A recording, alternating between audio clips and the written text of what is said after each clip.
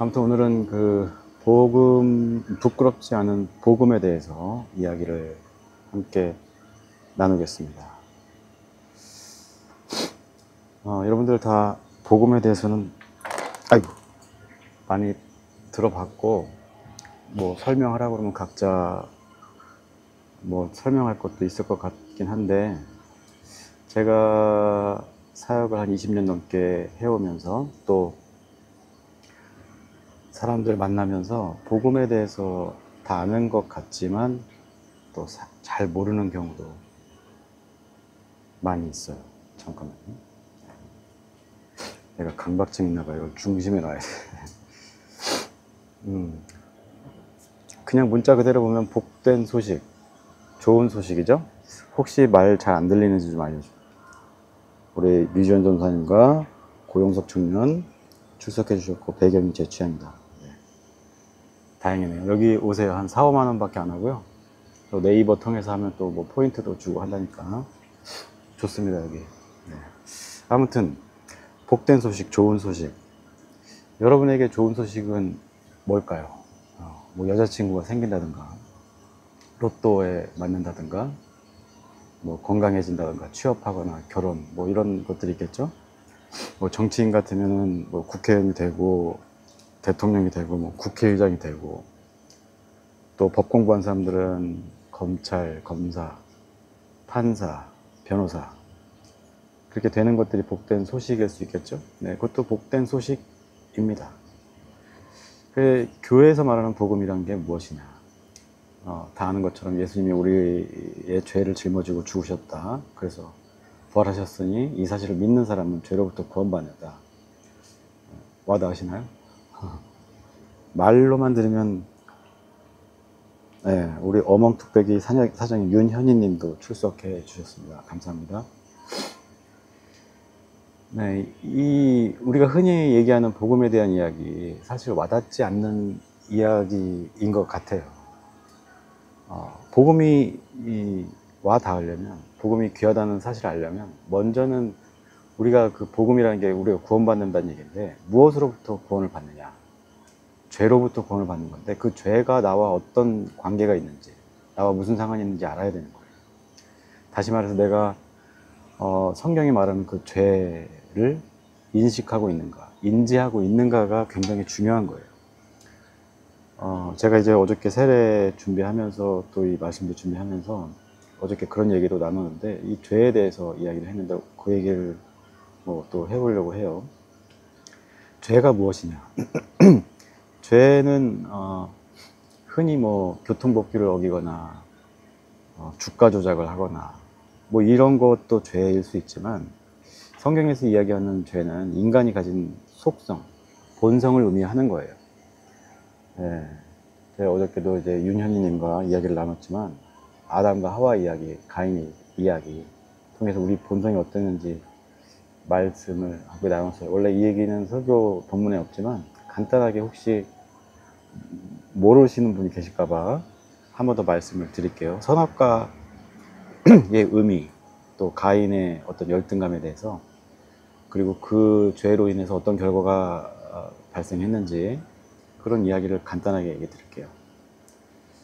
선악과는 실제로 에덴 동산에 있었는지 없었는지 고고학적으로나 뭐 역사적으로 알 수는 없어요. 네, 이렇게 얘기하면 시험 드실 분이 계실지 모르겠지만, 네, 상징적인 이야기일 수도 있고, 어쨌건 그게 진실이냐 가짜냐가 중요한 게 아니고 선악과가 갖는 의미가 무엇이냐가 중요한 거예요. 아담과 하와는 선악과를 먹으면 안 되는데 먹었죠. 뱀의 유혹이 있었다고 하는데, 뱀이 말을 했다는 게 저는 믿어지지가 않습니다만, 아무튼 그건 이야기대로 그냥 아는 거고, 어떤 유혹을 받았든지 간에 아담과 하와는 선악과를 먹는 선택을 했어요. 그 선택을 하고 그걸 먹은 주요 동기가 뱀의 이야기에서 나오죠. 네가 이런 것을 먹으면, 이 선악과를 먹으면 하나님처럼 눈이 밝아질 것이다. 예. 눈이 밝아진다는 게 뭐 어떤 의미를 가지는지 뭐 여러 가지로 말씀드릴 수 있겠지만, 결과적으로는 하나님처럼 높은 능력과 지위를 얻을 수 있다는 거. 우리가 이런 유혹을 많이 받죠. 특히 검사들 보세요. 정치 권력을 쥐락펴락하면서 자신의 어떤 영달을 꾀하고 그렇게 해서 자기가 높은 지위에 올라갔다고 착각하는 거, 그렇게 하고 싶어 하는 그 마음이 있잖아요. 말하자면 그 국민의힘이나 검찰 권력이나 판사 권력, 이런 사람들의 엉뚱한 판단이나 이런 기소나 이런 것들이 결국에는 이 아담과 하와가 받았던 유혹과 크게 다르지 않은 거예요. 네, 우리도 마찬가지예요. 우리도 내가 뭐 차만 사면, 뭐 집만 사면, 아니면 어떤 좋은 옷을 입거나 명품을 걸치면, 특히 저처럼 카메라 하는 사람들은 어떤 카메라가 있으면 훌륭한 사진을 찍을 수 있을 거야. 근데 그렇지 않거든요. 진짜 잘하는 사람들은 100만 원짜리로도 제 거 같은 700만 원짜리로 찍은 것보다 더 잘 찍으시는 분도 계시다는 거예요. 그런데 우리 인간들은 기본적으로 그런 탐욕이 있는 거예요. 하나님처럼 되고 싶은 욕망이 있는 겁니다. 그것이 우리의 삶의 결과를 바꿔놓는 거예요. 거기에서 오는 동기들을 다 따르려고 하면 우리는 불법과 부정을 저질 수밖에 없고, 또 옆에 있는 사람에게 상처를 줄 수밖에 없어요. 상처를 주고 누군가를 해하고 못 살게 구는 것도 죄지만, 그런 동기를 갖는 것 자체에 우리가 문제의식을 가지고 죄라는 인식을 해야 한다는 겁니다. 두 번째로, 가인과 아벨이 똑같이 제사를 드렸는데, 이유는 성경에 설명되어 있지 않지만 하나님이 아벨의 제사만 합격을 해주셨고 가인의 제사는 불합격을 했어요. 리젝트를, 뭐라고 그러죠? 거절을 하신 거예요. 가인은 이제 열등감에 사로잡혔어요. 내가 쟤보다 못한 게 뭐 있는데 내 제사가 거절되었지? 이런 마음으로 동생에 대한 혐오, 미움이 싹트기 시작했어요. 근데 그 마음을 주체하지 못하고 결국엔 동생을 죽이는, 살인으로까지 이어지는 비극이 일어난 것이죠. 이것 또한 우리 사회에서, 우리 삶 속에서 많이 발생하는 일이에요. 어저께 우리 류지원 전사님하고도 그런 얘기 했지만, 우리 나이가 이제 50줄에 들어섰는데, 이 50이 됐는데도 통장에 가진 게 별로 없고, 어떤 사람들의 존경을 받는다든지, 어떤 지위를 얻었다든지 그런 게 없잖아요, 별로. 특히 저 같은 사람. 요새 제가 이제 많이 금전적으로 힘들다 보니까 마음이 쫄리고 괜한 열등감 같은 게 생기는 것 같아요. 돈 많은 사람 보면 왠지 질투나고. 그게 좀 심해지면 어떨까요? 그런 사람들에 대한 막연한 어떤 혐오와 이런 것들로 갈등을 빚을 수 있겠죠. 네, 이 갈등, 간단한 갈등으로 끝나면 좋겠지만, 우리나라가 이제 내란과 대선을 치르면서 이 극명하게 나뉜 이 갈등의 모습들을 볼 수가 있어요. 상대방이 잘 되면 배 아파하고 어떻게 해서든 수단과 방법을 가리지 않고 법원을 때려 부시고, 이런 모습들을 볼 수가 있어요. 이것은 가인의 그 열등감과 크게 다르지 않다는 거예요. 말하자면 인간의 본성이라고 하는 것은 아담과 하와나 가인이 가졌던 그 욕망, 그리고 열등감, 죄의식, 이런 것들로 인해서 발생하는 것이고, 죄라는 것이, 그것이 어떤 결과를 낳느냐, 혐오와 갈등, 또 계급의 발생을 만들어요. 그로 인한 고통은 우리가 다 나눠서 짊어지는 것이죠. 그래서 우리가 이 죄를 인지하지 못하고 그 죄에 이끌려 다니면, 그런 사람들 많죠. 윤석열이나 김건희나 검찰, 개검찰 이런 사람들은 말하자면 그런 욕망에 사로잡혀서 상식적이지 않은 선택을 하고 판단을 할 수밖에 없는 그런 근시안이 돼버리는 것이죠. 그렇게 하면 이 세상이 어떻게 되겠어요? 지옥이 되는 거죠. 우리가 그리스도인이라고 했을 때, 제가 항상 예배를 여는 기도에도 말씀드리지만, 하나님 나라를 이 땅에서 우리를 통해서 이루어 달라고 기도하잖아요. 우리 때문에 이 땅이 지옥이 아니라 천국이 되어야 되는데, 우리가 죄에 갇혀 있으면, 죄에 머물러 있으면, 그로 인해서 어떤 열등감이 생기고 불만족이 생기면서 혐오와 갈등, 차별, 이런 것들이 생기고, 그것 때문에 결국에는 가정 안에서도, 회사에서도, 교회에서도 갈등과 그로 인한 피로감 때문에 고통을 받고 지옥을 경험하게 된다, 이런 말씀입니다. 우리는 다 아담과 하와나 가인의 본성을 가지고 있다는 거예요. 이거를 부정할 수는 없어요. 우리가 천천히 살펴보면, 내가 화를 내거나 누군가에게 어떤 내 감정을 투사할 때 자기 스스로를 한번 3초 정도 돌아보시면, 내 마음속에 이런 아담과 하와나 혹은 가인의 본성을 가지고 있구나, 이렇게 알아차리기만 해도 우리가 이 죄를 어느 정도 다스릴 수 있는 힘이, 여력이 생기는 거거든요. 근데 그러지 않아서 결국에는 우리가 많은 갈등과 어려움을 겪고 사는 거예요. 그래서 우리가 살면서 지식이나 어떤 지혜를 얻고 나 자신을 객관화하고 스스로를 성찰하다 보면 나 자신과 나의 어떤 죄의 본성을 깨닫게 됩니다. 그것이, 그 죄를 직면하는 것이 좀 부끄러운 일이고 마주하기 힘든 것일 수도 있어요. 저도 마찬가지였고, 그런 성찰을 하기 전까지, 지금도 그런 내 어떤 본성을 마주할 때마다 자괴감이 드는 것도 사실입니다. 근데 그것을 직면할 수 있어야 그 욕망이나 열등감을 제어할 수 있고, 제어할 수 있을 때 우리는 비로소 천국을 만들어 나갈 수 있다는 겁니다. 내가 인간의 본성이나 죄의 본성을 가진 줄 아는 것과 모르는 것에는 엄청난 차이가 있어요. 알면 스스로 통제가 되는 거죠. 통제가 되면 내가 이웃들과 가족들과 평화롭게 지낼 수 있다는 걸 의미하는 거예요. 모르면 그 본성대로 사는 거죠. 대표적인 예가 윤석열 같은 사람이죠. 이 사람은 자기가 얼마나 멍청하고 무능한지 스스로 전혀 모를 거예요. 아마. 오히려 자기가 잘났고, 나는 이런 사람인데 왜 나에게 이런 대우를 하지? 이렇게 착각하고 있는지도 모르겠어요. 이런 사람들, 자기 객관화가 안 되고 자기의 본성이나 죄에 대해서 성찰하지 않는 사람들은 결국에는 그 주변을 지옥으로 만드는 거예요. 그런 사람이 무려 대통령씩이나 했으니까 이 나라가 파탄 지경에 이르게 된 거죠. 그래서 이 죄는 우리 인간이나 생명이 얼마나 귀한 것인지 잊게 하는 거예요. 내 생명만, 내 이익만 중요한 것이지 남의 인권이라든지, 지금 뭐 김민석 총리 후보자도 마찬가지예요. 2억밖에 없는 사람한테 70억 넘게 있는 사람이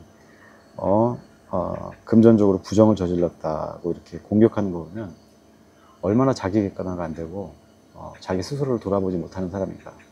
이 얘기는 달리 말하면 내가 얼마나 열등감이나 죄의식에 사로잡혀 있는가, 또 아담과 하와처럼 어떤 욕망에 사로잡혀 있는가를 단적으로 보여주는 예가 아닐까 싶어요.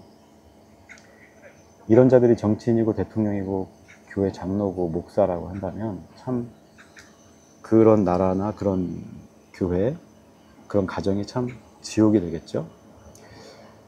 제가 좀 전에도 말했지만 하늘의 뜻을 이 땅에 이루어달라고 기도하는 게 우리 그리스도인이죠.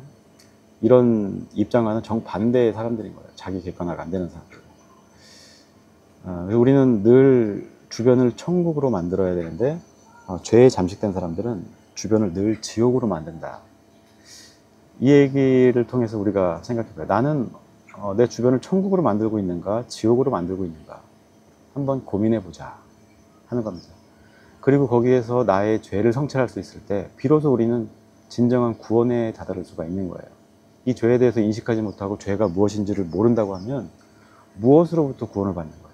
그냥 여태까지 내가 살면서 부모한테 잘못했던 거, 뭐 조금 법을 어겼다든지 세금을 떼어먹었다든지 이런 죄에 대해서만 구원을 받는다고 생각해요. 그러니까 그 옛날에 그 고문 기술자 중에 목사 된 사람 있잖아요. 자기가 저지른 죄에 대해서 구원받았다고 생각하는 그 죄는 제가 말씀드린 인간의 본성의 결과로서 나타나는 죄거든요. 그 죄를 지었을 때는 그 죄를 지은 사람에게 회개하고 되돌리고 보상하고 그것으로서 그 죄를 온전히 씻어야 되는데, 그 죄하고 구원받는 이 죄하고 혼돈하는 거예요. 한국교회가 많은 교회들이 그런 혼돈을 하고 있다. 아무튼 이런 사람들이 외치는 정의가, 죄로 인식하지 못하는 사람들이 외치는 정의가 민주주의가 온전한 민주주의고 정의일까 생각해 봐요. 이런 자들이 말하는 복음이 진짜 복음일까? 아니라는 것이죠. 여전히 구습을 따르고 자기 본성을 따르면서 나는 하나님을 믿는다. 나는 복음을 따른다. 구원을 받았다. 이건 참 비극적인 일이죠. 그렇게 구원받은 한경직 목사라는 사람은 이승만 때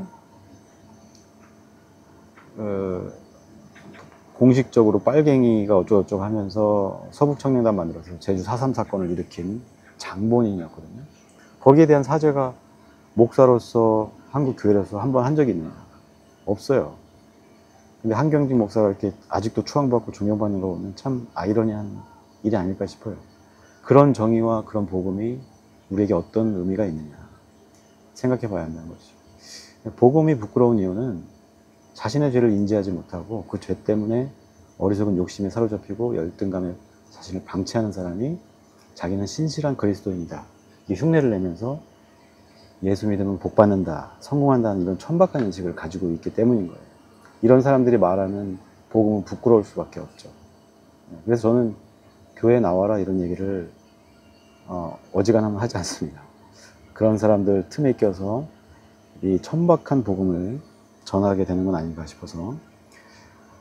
아무튼 복음이라고 하는 거는 이렇게 닭살 돋는 것도 아니고 우리하고 먼 것도 아니에요. 어려운 것도 아니에요. 우리의 죄나 우리의 본성을 알게 해주는 어떤 빛이고 기준이 되는 거예요. 예수님이 베푼 구원의 은혜는 우리의 죄를 드러내는 빛이다. 그래서 그 빛 가운데 들어서서 내가 어떤 존재인지, 어떤 본성을 가졌는지 깨달을 때, 인지할 때 비로소 우리는 그 나의 욕망이나 어떤 열등감을 제어할 수 있게 되는 거예요. 다스릴 수 있게 되는 것이죠. 그렇게 자기 죄를 인정하고 그리고 예수를 믿으면 우리는 비로소 이제 구원에 이르는 거예요. 예수가 뭘 얘기해요? 내가 너의 죄를 구원했으니 이제 자유해라. 그 죄로부터 자유하고 너도 나처럼 구원을 베풀면서 살아라 라는 거잖아요. 우리는 끊임없이 우리 안에 있는 욕망이나 열등감들을 자꾸 이겨내야 되고 싸워야 되는 거예요. 그러면서 나의 인식을 바꾸고 세계관을 바꿔서 우리 이웃들이나 가족들에 대한 판단 이런 것들을 멈추고 상식적인 선에서 사랑하고 존중하고 공감하고 이해하는 것, 이것이 죄로부터 돌이키는 것이다. 네. 회개하고 뭐 헌금많이 내는 게 구원받는 게 아니라는 거예요. 그래야 우리는 의인으로 거듭날 수 있는 겁니다. 진짜 구원받은 자의 복음은 전혀 부끄러울 것이 없어요. 뭐 예수 믿어라 이렇게 떠드는 게 복음이 아니에요.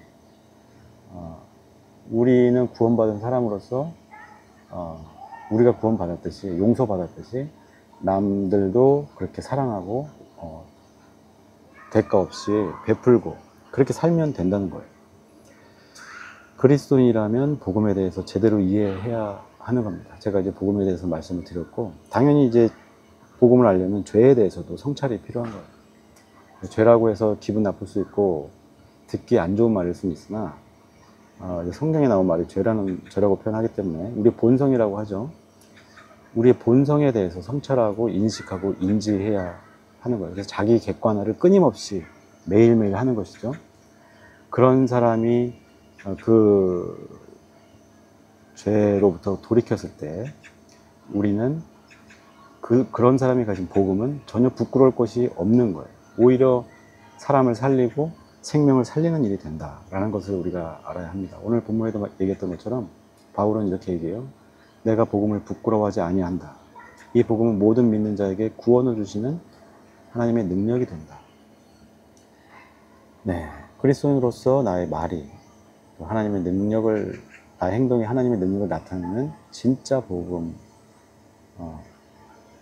되어야 하는 것이죠. 그래서 그게 전해지는 것, 그것이 전도입니다. 나가서 예수 믿어라, 뭐 교회 나와라, 이게 전도가 아니라 내가 복음으로 인해서 진정으로 죄에 대해서 성찰하고 돌이키고 구원을 받았을 때, 자유로워졌을 때 하는 말과 행동들이 결국엔 그것이 전도의 말과 행동이 되는 거예요. 굳이 교회에서 쓰는 용어를 막 입에 담지 않아도 우리를 통해서 사람들은 하나님을 간접적으로나마 경험하게 되는 것이죠. 그래서 우리의 말과 행동이 사람을 살리게 되고 사람을 위로하게 되고 그렇게 되는 것이죠. 구원하게 되는 것이죠. 그냥 복음이라는 말로 포장한 나의 어떤 죄성에서 비롯된 미움과 혐오 이런 것들은 복음이 아니다. 또 열등감으로 점철된 마음을 상하게 하는 그런 말과 행동들, 나는 어떤 말과 행동을 하고 있는가, 고민이 필요한 겁니다. 저와 여러분들도 마찬가지고 교회도 마찬가지예요. 한국 교회가 이 복음으로부터 한참 멀어진 것 같아요. 저도 참 아쉬운 마음을 가지고 어떻게 보면 교회 밖에서 교회 운동을 하고 있어요. 저도 이제 제도권 교회 안에 들어오긴 했지만 그 안에서도 구별되고자 하는 마음으로 다른 목소리를 내는 중입니다. 다른 형식을 가지고. 그래서 이 복음은 부끄러운 것이 아님을 저는 이제 계속 이야기하고 싶고 그렇게 하고 있다고 생각이 들어요. 여러분들, 복음 부끄러운 것이 아니라 바울의 말처럼 모든 사람들에게 구원을 주시는 하나님의 능력이다. 여러분들을 통해서 이 땅에 하늘의 나라가 이루어진다는 얘기는 여러분들이 죄의 본성을 깨닫고 돌이켜서 구원받았을 때 여러분들이 하는 말과 행동, 생활을 통해서 하나님의 능력이 나타난다. 이렇게 정리해 볼 수 있을 것 같아요. 보통 하나님의 능력을 받았다 그러면 갑자기 뭐 병을 고친다든지, 갑자기 부자가 된다든지, 갑자기 어떤 높은 지위를 얻는다든지, 아마 김건희 같은 사람이 그렇게 생각한 것 같아요. 점괘를 통해서 자기가 대통령 영부인이 되고 자기가 나중에 집권도 할 생각을 했던 것 같은데, 그런 능력은 아주 짧은 능력이고 죽은 능력이죠. 그러나 온전한 변화를 받은 우리들은, 예수님을 진정으로 믿고 진정한 복음을 따르는 사람들은 하나님의 능력을 받아서 말과 행동이 누군가를 살리고 회복시키는, 위로하는 그런 말과 행동이 된다. 이 사실을 우리가 꼭 기억해야 돼요. 그래서 바울의 말처럼 모든 이에게 구원을 주시는 하나님의 능력을 갖고 사는 저와 여러분들이 됐으면 좋겠습니다. 그렇게 되시기를 주님의 이름으로 축복합니다. 잠깐 기도할게요.